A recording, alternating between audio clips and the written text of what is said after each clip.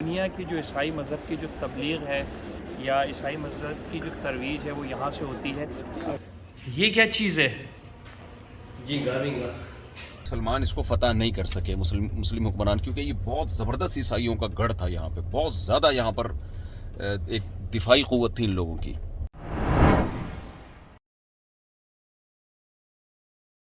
अस्सलाम वालेकुम, good morning. Italy में आज पहली सुबह है और देख लें आप, बहुत ज़बरदस्त। My partner, my friend, my brother, good morning Ajman भाई। हम नाश्ते पे जा रहे हैं, साथ चलें, देखते हैं कैसा नाश्ता। ये जस्ट ब्रेकफास्ट देखें, अंडे हैं, सैलेड है, जैतून का तेल है, और ये पता नहीं हलाल है या हराम है, लेकिन ट्राई करते हैं, इसको पूछते हैं।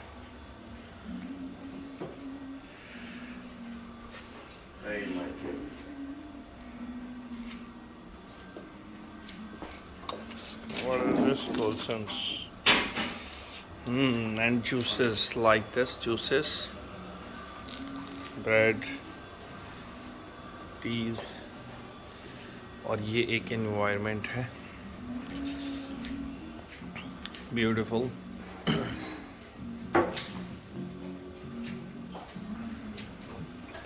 हम सब क्या रिव्यूज़ हैं आपके नाश्ते के बारे में? माशाल्लाह बहुत सही है, खानदानी नाश्ता है ना।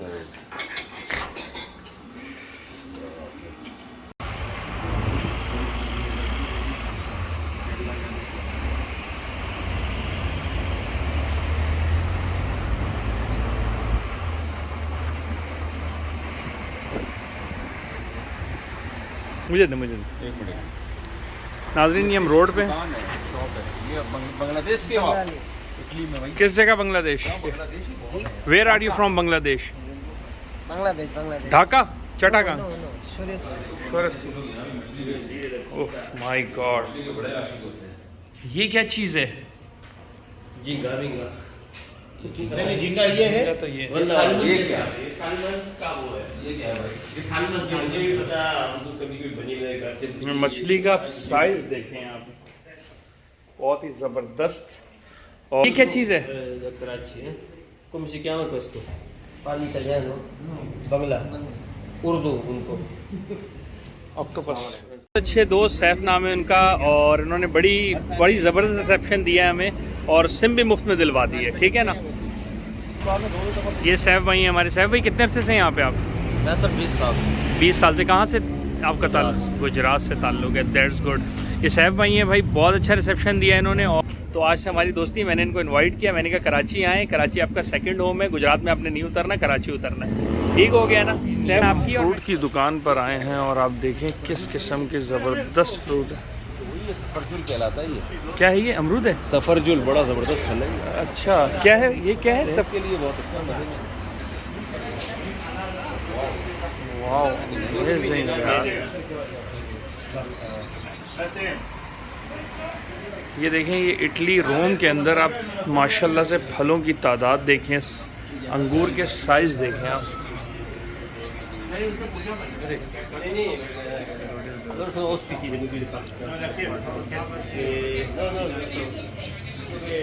ये सब्जियों का आप डिपार्टमेंट देखें, वाह।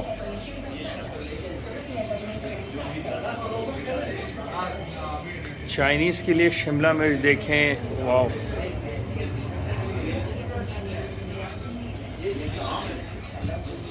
ये अफ्रीका नाम है। ये अफ्रीका नाम है। शकरकंदी है ये।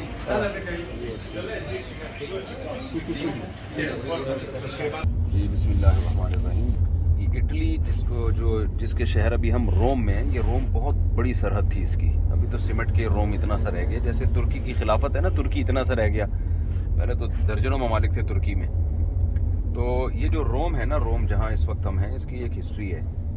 हज़रत ईसा अलैहिस्सलाम जब दुनिया में आए तो आपका मज़हब दुनिया में फैला, बरहक मज़हब था ईसाइयत। उसका मरकज़ था जिसको आज यहूदी यरूशलेम कहते हैं और फ़िलिस्तीन कहते हैं मुसलमान। बैतुल मक़दस में बहुत सारे पैगम्बर आए, तो हज़रत ईसा अलैहिस्सलाम भी। हज़रत ईसा अलैहिस्सलाम के दुनिया से जाने के बाद जो हज़रत ईसा अलैहिस्सलाम के जो सहाबी थे, ताबीई थे, वो लोग दुनिया में फैले तबलीग के लिए। तो यहाँ इटली भी आए, वो रोम में आए। यहाँ इस वक्त हुकूमत थी बुत परस्तों की और आतिश परस्तों की, दर्जनों खुदा थे उनके। और ये जो आपको बहुत सारे मुजस्मे नंगे नज़र आएंगे बिल्कुल, तो ये भी उन लोगों का एक कल्चर था कि मुजस्मा साजी बहुत ज़्यादा किया करते थे। तो ऐसे कदीम मुजस्मे इन लोगों ने अभी तक बाकी रखे हुए हैं।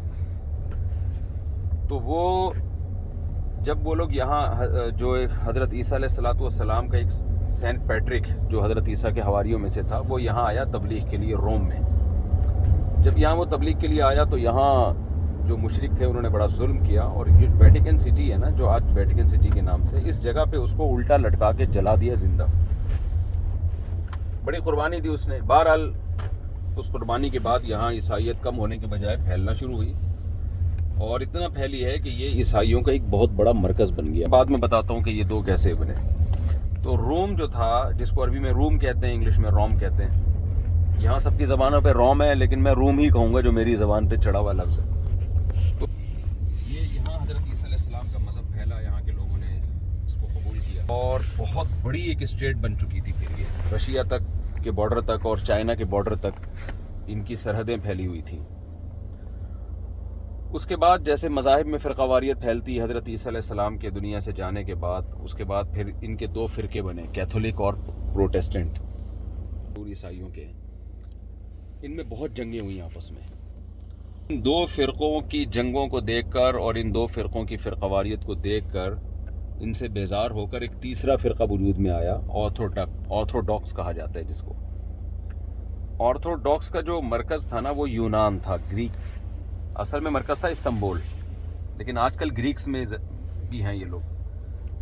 तो जो हिरकल बादशाह था, रसूलुल्लाह सल्लल्लाहु अलैहि वसल्लम ने जिसको खतूत भेजे, वो जिसको इंग्लिश में मेरा ख्याल है हेरेक्लेस कहते हैं, शायद प्रोनाउन में शायद मुझसे कोई गलती हो सकती है, हेरेक्लेस, जिसका अरबी में जो बुखारी और मुस्लिम की किताबों में हमें नाम मिलता है वो हिरकल। तो उसकी जो रियासत थी वो थी इस्तांबुल में, कुस्तुनतीनिया जिसको कहा जाता था, अब आजकल इस्तांबुल कहा जाता है। वहाँ ईसाइयों ने सदियों हुकूमत की है। ये दो बड़े फ़िरके इनके, कैथोलिक और जो ऑर्थोडॉक्स थे, इनकी बड़ी, एक को मशरिकी रोम कहा जाता था, एक को मगरिबी रोम कहा जाता था। तो रोम के दो हिस्से थे, एक तुर्की और एक ये वाला जहाँ इस वक्त हम मौजूद हैं। तो अच्छा, ब्रिटिश चूँकि कैथोलिक थे तो बरतानिया ने बर्रे सग़ीर पर भी हुकूमत की है, तो इसलिए आपको इंडिया पाकिस्तान में ज़्यादातर जो ईसाई मिलेंगे वो कैथोलिक ही, थोड़े से क़दामत पसंद किस्म के जो ईसाई थे। ये जो ऑर्थोडॉक्स थे, इनकी हुकूमत थी वहाँ इस्तांबुल में। नबी सल्लल्लाहु अलैहि वसल्लम ने खुशखबरी सुना दी थी कि निअमल जैशु यग़ज़ुल कुस्तुनतीनिया निअमल अमीरु अमीरुहा, वो क्या बेहतरीन बात अमीर होगा मुसलमानों का जो कुस्तुनतीनिया पे हमला करेगा, और वो लश्कर भी कितना बेहतरीन लश्कर होगा। तो उसी वक्त से सहाबा किराम कोशिश में लगे हुए थे कि इस्तांबुल पे, कुस्तुनतीनिया पे कब्ज़ा किया जाए, लेकिन नहीं मुक़द्दर हुआ। अच्छा, ये जो रोम था, इटली, यहाँ हज़रत उस्मान रज़ी अल्लाह ताला अन्हु की फ़ौजें करीब तक पहुँच चुकी थी, लेकिन रोम मुसलमानों में ये जो एरिया है, ये कभी भी कहा जाता है कि मुसलमान इसको फ़तह नहीं कर सके, मुस्लिम हुक्मरान, क्योंकि ये बहुत ज़बरदस्त ईसाइयों का गढ़ था यहाँ पे, बहुत ज़्यादा यहाँ पर एक दिफाई क़ुव्वत थी इन लोगों की। यहाँ से इनकी फ़ौजें दुनिया में फैली हैं। तो फिर इस्तांबुल तो मुसलमानों, ईसाइयों के हाथ से निकल गया। सुल्तान मोहम्मद फ़ातिह ने हमला किया और इस्तांबुल उनके हाथ से निकल गया। तो वो जो ऑर्थोडॉक्स ईसाई थे वो ज़्यादातर अब ग्रीक में हैं, यूनान कदीम, और वो रशिया में चले गए। तो आज भी आपको रशिया में ऑर्थोडॉक्स ईसाई बहुत ज़्यादा मिलेंगे। तो अब यहाँ पर क्या हुआ कि उसके बाद फिर खुद इन्हीं में इनकलाब आना शुरू हुआ ना, जो एक सेकुलर और लिबरल हुकूमतें आना शुरू हुई। इस साइंसी तरक्की बहुत ज़्यादा हुई, तो साइंसी तरक्की मज़हब के साथ चल नहीं सकती थी, क्योंकि ईसाइयों में ज़ाहिर तहरीफ, इनके मज़हब में तहरीफ भी बहुत हुई। गोया इन्होंने, जो पादरी ये लोग थे, इन्होंने मज़हब को साइंस के मुकाबले में ला के खड़ा कर दिया। आपको ये ने पढ़ा होगा तारीख़ में कि इनके ईसाइयों के और साइंसदानों के जो मुनाजरे हुआ करते थे और सज़ाएँ मिलती थी पादरी के कहने पर, ईसाई जो इनके साइंटिस्ट थे। तो जब यहाँ की हुकूमतों ने देखा कि यार ये मज़हब और जो है ना ईसाइयत, जो ज़ाहिर तहरीफ शुदा थी, वो साथ नहीं चल सकते, तो उन्होंने, पूरी कौम ने मिलकर फ़ैसला किया कि मज़हब को रियासत से अलग किया जाए। तो मज़हब और रियासत जो है ना, ये साथ साथ नहीं चल सकते। ये एक इनकलाब आया दुनिया में।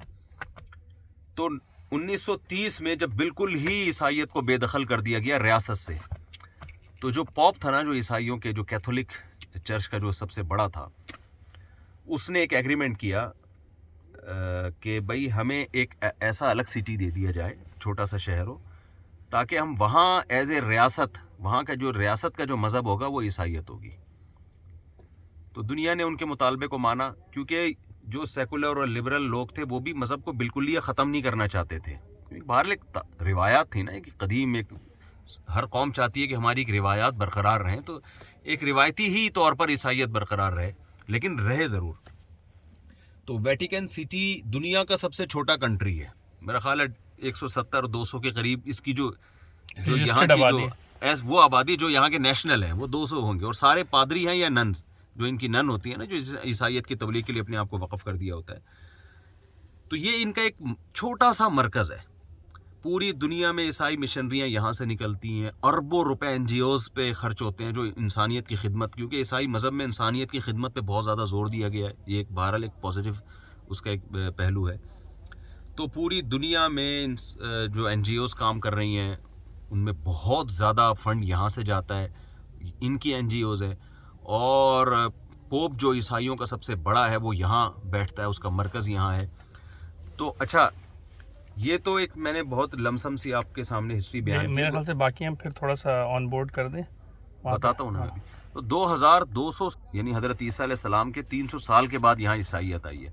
इसकी हिस्ट्री तो 2700 साल पुरानी बयान की जाती है, 2700 साल पुराना शहर है ये।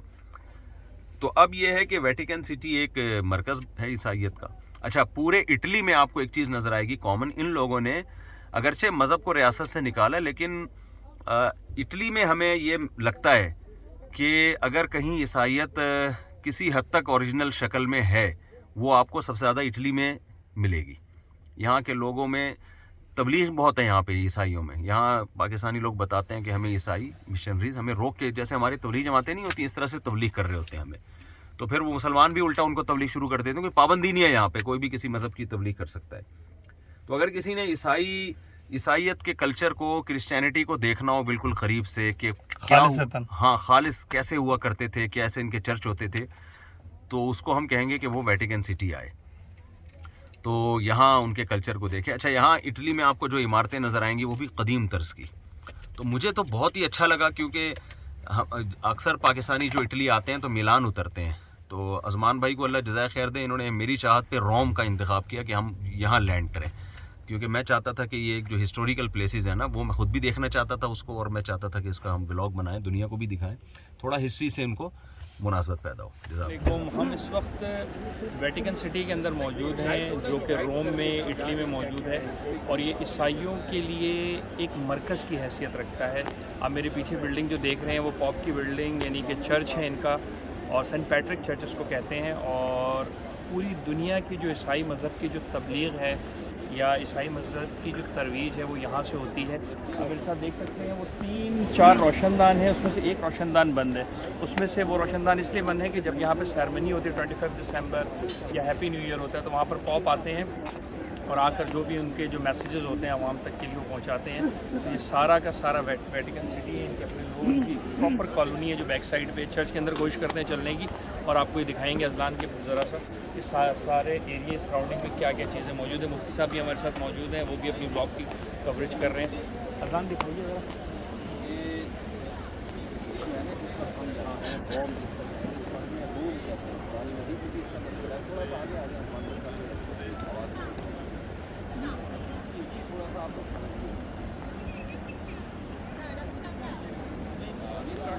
नहीं स्टार्ट हो गई है, वो मैंने कैमरा सेट किया हुआ है। इसकी हिस्ट्री थोड़ा सा आपको गाइस, मेरे साथ इंडिया के कुछ दोस्त हैं। आपका नाम क्या है भाई? ओवैस भाई मिले हैं, कहाँ से? मैं अलीगढ़ से हूँ। अलीगढ़ से हैं। तो ये थोड़ी सी हिस्ट्री बताना चाहते हैं। ये जो चर्च है सेंट पीटर्स बेसिलिका, जी, इसके अंदर सेंट पीटर साहब जो उनके ईसा अलैहिस्सलाम के साथियों में से थे, वो दफन है इसमें। ओके। और ये जो आप क्रिसमस की तैयारी जो आप देख रहे हैं ना, सेकंड बिगेस्ट क्रिसमस ट्री है इटली का।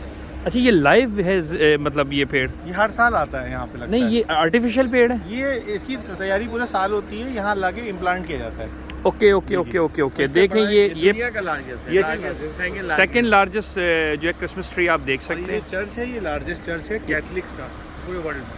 कैथलिक का सबसे लार्जेस्ट चर्च है दुनिया में। यस, कैरी ऑन करें आगे। तो बस यही इसकी हिस्ट्री है। ये कोपोला है, ये कोपोला है। खड़े हैं, ये सामने आप देख रहे हैं, ये सब वो लोग हैं जिन्होंने इसमें क्रिश्चियनिटी के अंजाम दिया। इनकी हिस्ट्री है। इसके पीछे वेटिकन म्यूजियम है और यहीं पे इनके स्कूल्स हैं जहाँ पे पोप रहते हैं। वो जो आप विंडो देख रहे हैं ना, वहाँ से हर वेडनेसडे या थर्सडे को ये पोप आते हैं ना अपना ये हाथ जो यहाँ बंद है आई थिंक विंडो है ना। इसी विंडो से पोप आके अपना हाथ वेव करते हैं सबको।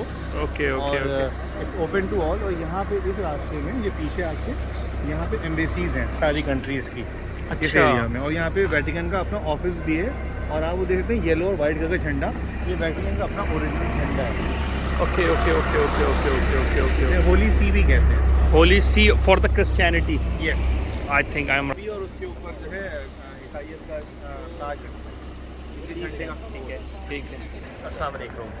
हम चूँकि यहाँ पर ये वेटिकन सिटी में खड़े हुए हैं और this is a very smallest city in the world. तो ये वेटिकन सिटी है और इसकी जो सब में बड़ी स्पेशल चीज़ है वो ये wall. This is a Roma wall. ये रोम ये जो सिटी है, ये पूरी सिटी इस रोम वॉल के अंडर द सिटी है। ओके, इसका मेन गेट देखें, वहाँ फोर्स खड़ी है। We can not enter this side ना, बिकॉज कि वो रोम की पूरी वॉल है। तो ये सब में छोटा शहर जो कि वेटिकन सिटी का है। और ये एक इसमें जो इम्पोर्टेंट बात वो यही है कि ये पूरा वॉल के अंदर कवर्ड हुआ हुआ है ये सिटी। ओके ओके उस तरह से एक्सप्लेन कर सकते हैं इनकी बात को आगे लेते हुए। ये जो दरवाजे आप देख रहे हैं, ये दरवाजे मेरे पीछे बैक पे, और ये इसके बैक साइड पे रोम है और हम वेटिकन सिटी के अंदर। और ये सारा का सारा दुनिया का स्मॉलेस्ट जो छोटा तरीन मुल्क है वो इस दीवार के सराउंडिंग में है, उसके दरमियान में हम मौजूद हैं और साथ हैं पूरे ट्रैवल में। और यहाँ पर देखें आप, ये बेल भी बज रही, शायद आपको आवाज़ आ रही हो। मिलते हैं कि हम एक शॉप पे आए हैं, बिल्कुल वेटिकन सिटी के अंदर है। और ये देख रहे हैं, ये इन्होंने बड़े ज़बरदस्त से इसमें मुजस्मे रखे हुए हैं अपने शहर के एतबार से और शूटिंग के एतबार से।